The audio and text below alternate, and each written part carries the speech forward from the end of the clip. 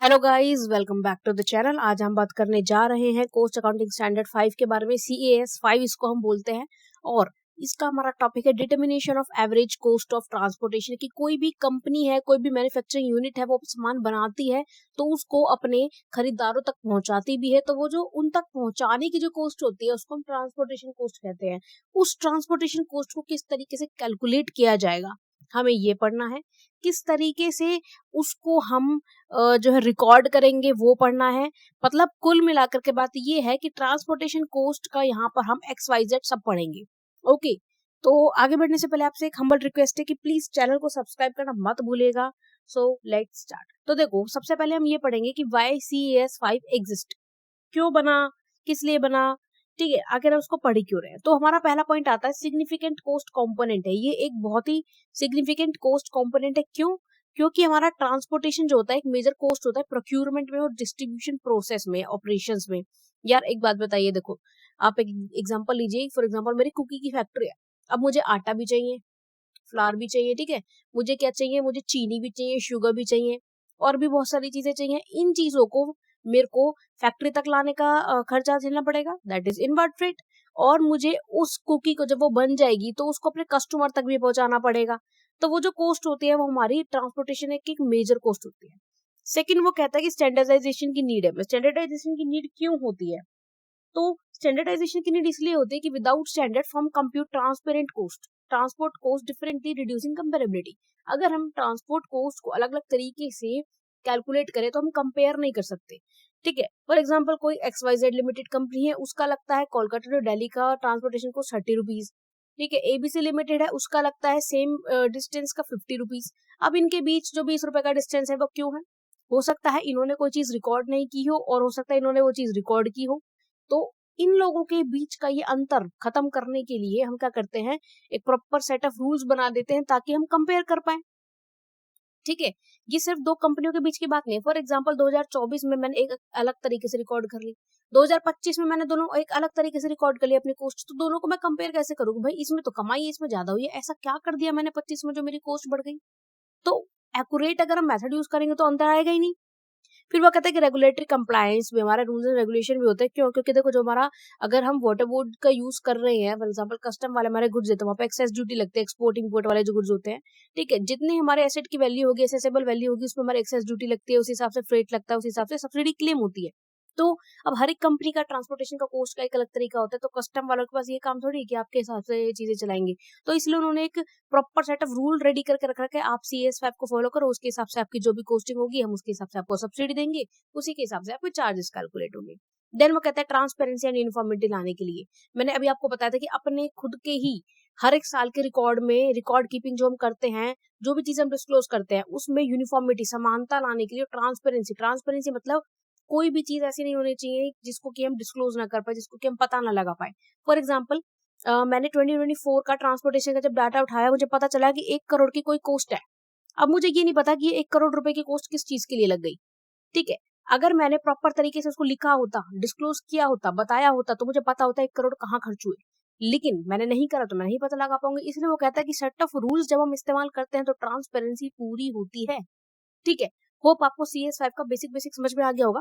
अब पढ़ते हैं इसके कुछ की definition which is very important, जो कि हमारे काम आने वाली है। कॉस्ट ऑफ ट्रांसपोर्टेशन क्या होता है, मैंने आपको बता दिया। ये होता है कि फ्रेट जितना भी हमारा किराया लगा, कार्टेज लगा, ट्रांजिट का इंश्योरेंस लगा, फ्लीट ऑपरेशन कॉस्ट लगे, इंसिडेंटल चार्जेस लगे, वो हमारे कॉस्ट ऑफ ट्रांसपोर्टेशन होते हैं। जिसमें हम क्या इंक्लूड नहीं करते, क्या एक्सक्लूड करते हैं? डिटेंशन, डिमरेज और पेनल्टीज। इनको भी आगे डिटेल में एक्सप्लेन करेंगे, तो फिलहाल आप मोटा मोटा ध्यान रखिए। इनवर्ड ट्रांसपोर्टेशन क्या होता है? Cost of incurred in bringing material और goods to factory। जैसा कि मैंने आपको बताया था, कुकीज बनाने के लिए मुझे चीनी भी चाहिए, चोको चिप्स भी चाहिए, मुझे फ्लावर भी चाहिए, ठीक है, और मुझे पावर भी चाहिए, बहुत सारी चीजें चाहिए। चलो पावर तो नहीं लगाते हम। तो इन सब चीजों का फैक्ट्री तक का लाने का जो किराया होता है, जो ट्रांसपोर्टेशन कॉस्ट होती है, वो इनवर्ड ट्रांसपोर्टेशन होती है। आउटवर्ड होती है बनी हुई कुकीज को अपने कस्टमर्स तक पहुंचाना, फिर चाहे होलसेलर्स को पहुंचाना या फिर हमारे रिटेलर्स को पहुंचाना, that is transportation, outward transportation. Equalise average cost का कहता है, ठीक है, इक्वलाइज एवरेज कॉस्ट होता है पर यूनिट का, पर यूनिट का ट्रांसपोर्टेशन कॉस्ट। ठीक है, फॉर एग्जांपल एक पैक ऑफ कुकी का मुझे अगर 70 रुपीज का चार्ज लगता है पहुंचाने का, तो वो हमारा एवरेज कॉस्ट होगा। आगे पढ़ते हैं कि स्कोप ऑफ एप्लीकेशन क्या है, किन किन चीजों को हम यहाँ पर इंक्लूड करेंगे ट्रांसपोर्टेशन कॉस्ट में और किन किन चीजों को इंक्लूड नहीं करेंगे, बोले तो एक्सक्लूड करेंगे। देखो गाइज, मेरा यहाँ पर आपको पढ़ाने का एक बहुत ही बेसिक सा एक फंडामेंटल है कि चीजों को रियल एंड रॉ रखना है, कम से कम एडिट करनी है ताकि आपको रियल क्लासरूम वाला फील मिल सके, रियल क्लासरूम वाला ऑरा आपको आ सके। तो इसीलिए अगर थोड़ा ऊपर नीचे कुछ लगता है तो आप कमेंट सेक्शन में मेंशन कर दीजिएगा, so that I can improve that thing. I will try my best to improve that thing in near future. ठीक है, तो कंटिन्यू करते हैं और हम सब्सक्राइब जरूर कर देना यार। तो CS5 क्या कहता है कि इनवर्ड फ्रेट आपको ट्रांसपोर्टेशन कॉस्ट में इंक्लूड करना है, जो कि रॉ मटेरियल से फैक्ट्री तक का होता है। आउटवर्ड फ्रेट आपको इंक्लूड करना है, जो कि फिनिश गुड्स को डिस्ट्रीब्यूशन करने का होता है। ट्रांजिट एंड कार्टेज का इंश्योरेंस के लिए, अब देखो अगर हम मरीन से वाटरवेज से कोई अपना सामान भिजवा रहे हैं तो, और बहुत बड़े बड़े जैसे कि एप्पल है, आईफोन्स वगैरह भिजवाती है, तो बहुत महंगा आइटम होता है। लग्जरी कार्स ट्रांसपोर्ट होते हैं, बहुत महंगा आइटम हो सकता है, वो रास्ते में क्या होता है, वो थेफ्ट हो सकती है। ठीक है, कोई इंसिडेंट हो सकता है, तो इन सब के लिए हम क्या करवाते हैं, इंश्योरेंस करवा के रखते हैं। तो ये जो इंश्योरेंस चार्जेस होते हैं ना, कार्टेज वाले, ट्रांजिट वाले, वो भी हमारे CS5 में कवर होते हैं। फिर वो कहता है ओन ट्रांसपोर्ट फ्लीट कॉस्ट। अब जैसे अमेजोन इंडिया, उसका खुद के ट्रक्स चले हुए, उसके खुद के वेयर हाउस है, तो जब हम खुद का फ्लीट लगाते हैं, खुद का ट्रांसपोर्ट फ्लीट, खुद के ट्रक यूज करते हैं सप्लाई के लिए, तो उसके भी चार्जेस, फिर चाहे उनका रिपेयर का हो, फिर चाहे उनका परचेज का हो, सारे खर्चे ट्रांसपोर्ट कॉस्ट में आते हैं। फिर वो कहता है हायर ट्रांसपोर्ट एक्सपेंसेस। अब जरूरी थोड़ी है कि सब कोई अपना खुद का ट्रक चला करके सप्लाई करेगा, हो सकता है वो आउटसोर्स करवा ले, किसी दूसरे बिजनेस को हायर कर ले। जैसे कि लोग, जैसे कि अमेजोन, फ्लिपकार्ट वगैरह है, अपने खुद के तो चलाते हैं, साथ ही साथ डिलीवरी है, ई-कॉम एक्सप्रेस है, एक्सप्रेस बी है, इन सबको हायर करते हैं ट्रांसपोर्टेशन के लिए, तो वो क्या है, हायर ट्रांसपोर्ट है। अब ये तो था इंक्लूसिव, जिनको इंक्लूड करना है। अब जिनको इंक्लूड नहीं करना, एक्सक्लूड करना है, उनको देखते हैं एबनॉर्मल ट्रांसपोर्टेशन कॉस्ट।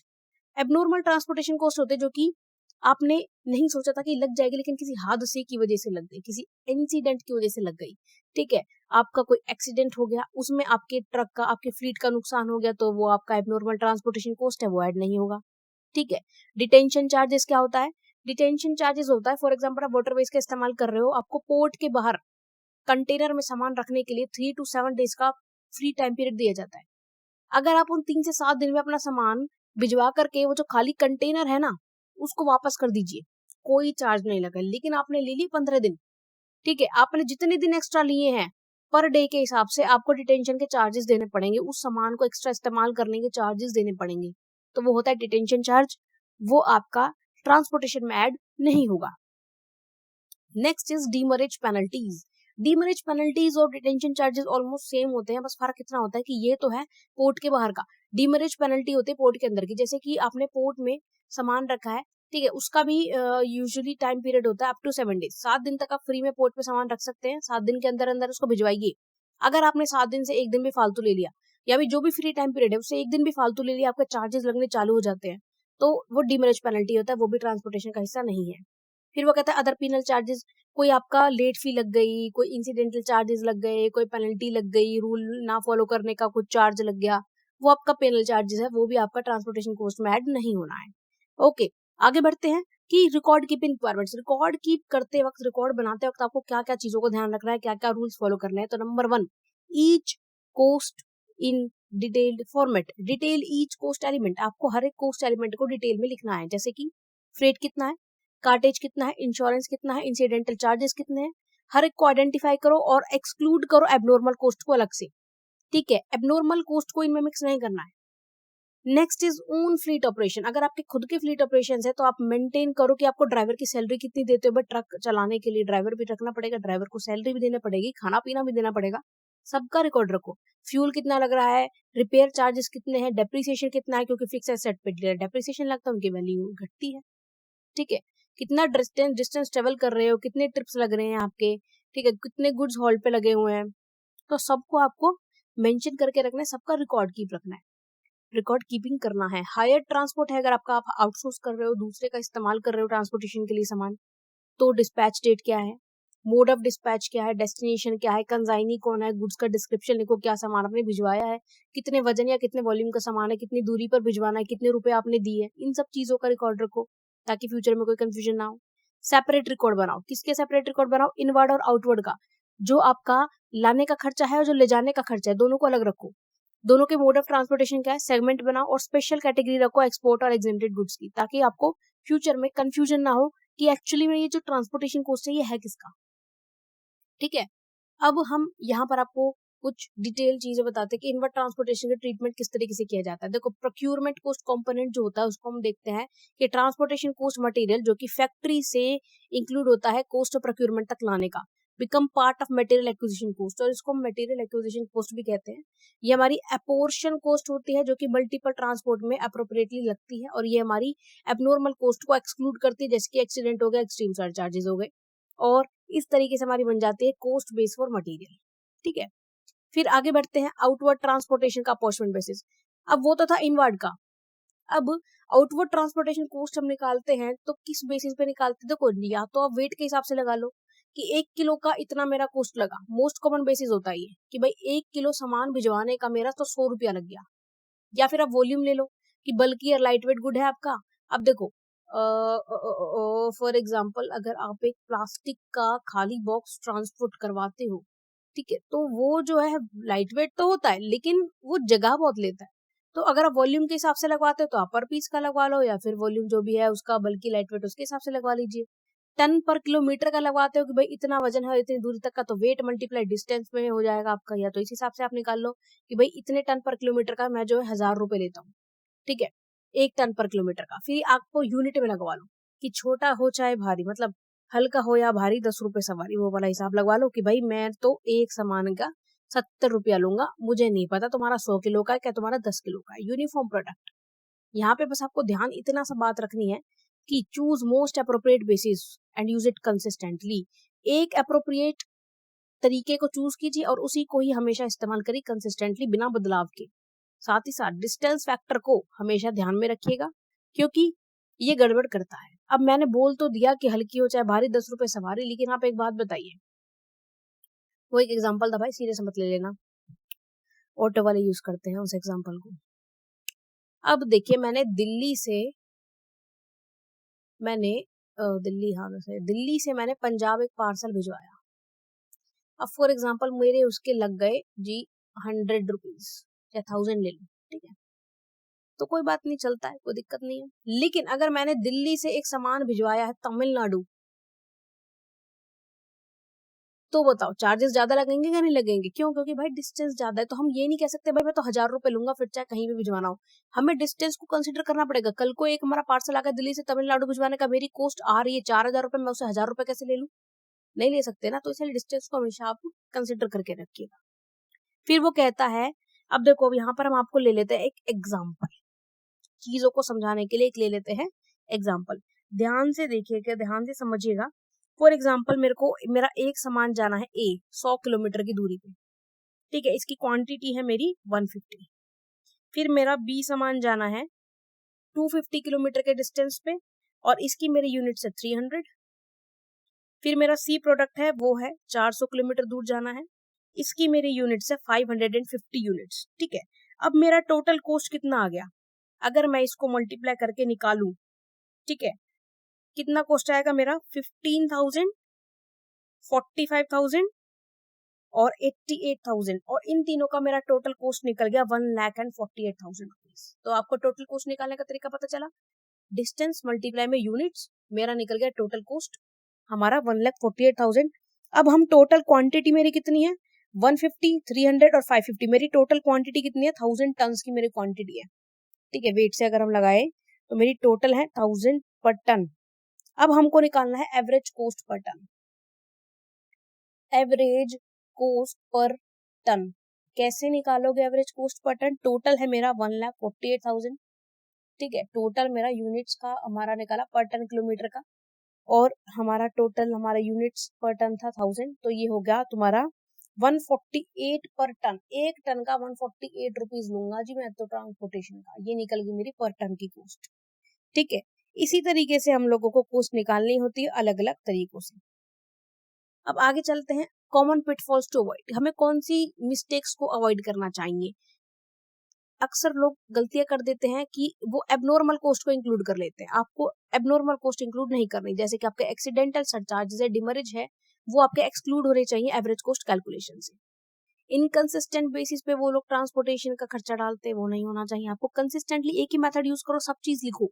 अगर आप चेंज करते रहोगे, फ्रिक्वेंटली चेंज करोगे, तब की कंसिस्टेंसी प्रिंसिपल का उल्लेख हो जाएगा। उल्लेख, दैट इज उल्लेख होता है, ओके, मतलब आप उसको गलती कर दोगे उसमें। पुअर फ्लीट रिकॉर्ड, आपको फ्लीट रिकॉर्ड प्रॉपर मेंटेन करना है, पुअरली नहीं मेंटेन करना। सब कुछ प्रॉपर ट्रैकिंग करके रखो, कंप्यूट करो सही कोस्ट पर किलोमीटर की, आपकी सही कोस्ट आएगा अगर आप अपने फ्लीट रिकॉर्ड्स को अच्छे से कंटिन्यू करेंगे। फिर वो कहता है mixing inward and outward. Inward और आउटवर्ड को कभी मिक्स नहीं करना। इनवर्ड मटेरियल कोस्ट और आउटवर्ड डिस्ट्रीब्यूशन कोस्ट को अलग अलग रखना है, keep them separate. Ignoring distance variation, distance variation को इग्नोर नहीं करना है भाई। आपको सिर्फ और सिर्फ यूनिट के हिसाब से नहीं चलना है, वजन के हिसाब से नहीं चलना है, डिस्टेंस को आपको ध्यान में रखना है। बिकॉज जैसा कि मैंने आपको बताया था, दिल्ली से पंजाब का खर्चा उतना नहीं लगेगा जितना दिल्ली से तमिलनाडु का लगेगा। ठीक है, अब आप बोल दो मैं तो 100 रुपए पर यूनिट लूंगा, चलो इसका तो बन जाएगा 100 रुपए यूनिट का, यहाँ पे भी 100 रुपए यूनिट ही लोगे क्या? डिस्टेंस कितना ज्यादा है, मोर देन ट्रिपल। फिर वो कहता है कि इनएडुकेट डिस्क्लोजर, आप इनएडुकेट डिस्क्लोजर करोगे ना कि आधी चीजें लिख दी, आधी चीजें छुपा ली, मिसलीनियस में डाल दी, तो कभी पता नहीं लगा पाओगे, कोई भी घपला कर जाएगा। तो इवन करेक्ट कैलकुलेशन भी चैलेंज हो सकती है जब तक आप प्रॉपर डॉक्यूमेंटेशन नहीं रखोगे। जैसा कि मैंने आपको बताया था 1 करोड़ का कोई खर्चा है, हालांकि वो फॉर एग्जाम्पल आपका रिपेयर्स का या डेप्रिसिएशन का, लेकिन आपने मेंशन नहीं कर रखा, तो ऑडिट जब करवाओगे तो ऑडिटर क्या कहेगा, भाई 1 करोड़ रुपए का घपला कर रखा है, बता किस चीज की कॉस्ट है। तो कैसे उसको आप वेरीफाई करवाओगे उसको कि वो पैसा कहाँ खर्च हुआ। तो इसलिए प्रॉपर डिस्क्लोजर रखिए। देन हमारा टॉपिक आता है कि की टेकअवेज, आपको जो चीजें मोस्ट इंपॉर्टेंट कुछ हमारे फंडामेंटल्स है कि स्टैंडर्डाइज अप्रोच होनी चाहिए, कि CS5 होता है एक ट्रांसपेरेंट, एक स्टैंडर्डाइज मेथोडोलॉजी देता है आपको ट्रांसपोर्ट कॉस्ट को निकालने के लिए। ये डिटेल्ड रिकॉर्ड प्रोवाइड करवाता है ताकि आप एक comprehensive record of all transport element, fleet cost, mode of transport, distance का लेखा जोखा रख सके।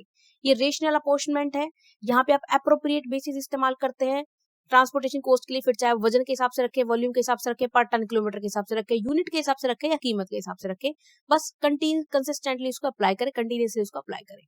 प्रॉपर एडजस्टमेंट मांगता है कि ये एबनॉर्मल कॉस्ट को एक्सक्लूड करता है, रिकवरी को घटा देता है और डिस्टेंस वेटिंग को कंसिडर करता है, इसलिए यहाँ पर एडजस्टमेंट प्रॉपर होती है। देन वो कहता है डिस्क्लोजर कंप्लीट रखते हैं हम यहाँ पर, exclusions, disclose base, distance factor, सब चीज को कंसिडर करके डिस्क्लोज करते हैं और जो जरूरी नहीं होती उनको हम हटा भी देते हैं। तो इसलिए यहाँ पर proper complete disclosure of records होता है। So guys, thank you so much for watching this video. Hope आपको ये CS5 का स्टैंडर्ड समझ में आ गया होगा। अगर किसी भी स्टूडेंट को कॉमर्स की किसी भी सब्जेक्ट की कोचिंग चाहिए या फिर कोई भी दिक्कत है specifically for class 11 to BCom और नेट JRF BBA CUET, किसी भी चीज की अगर आपको स्पेशलाइज क्लासेस लेनी है, then mention in the comment section for further details. Don't forget to subscribe. Thank you.